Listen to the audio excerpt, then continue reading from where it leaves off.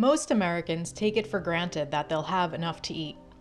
But for the approximately 50 million men, women, and children who live in food-insecure households, going to bed hungry is an unfortunate reality.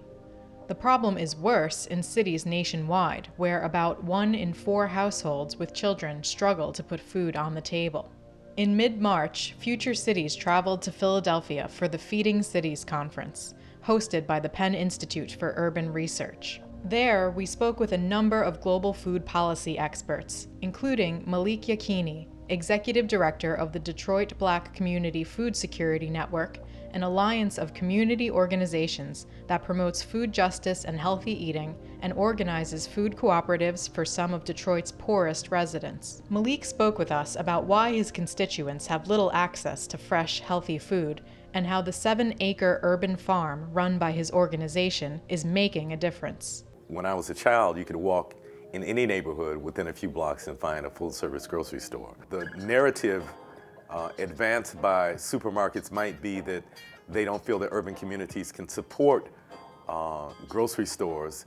So in the absence of those national stores, what we're left with is a series of smaller, independently owned stores, many of which sell food which is of inferior quality to the food which is sold in the ring of suburbs surrounding Detroit. We often find that the food is more expensive in Detroit than it is in the suburbs surrounding Detroit. And all too often, the sanitary conditions in the stores leave much to be desired. And we found a number of instances of outdated food being sold with labels being put on top of the old labels to kind of deceive people into thinking the food was still fresh. We have racism in every aspect of American society, so it's not surprising that it would manifest in the food system as well. There's a very good report that was released by the Applied Research Center called The Color of Food that kind of quantifies how people of color within the food system typically have lower paying jobs. And then particularly in leadership positions, we see a striking absence of people of color at the executive level really making decisions about how the food system should be shaped. And so as a consequence, the food system serves more affluent people better than it does less affluent people.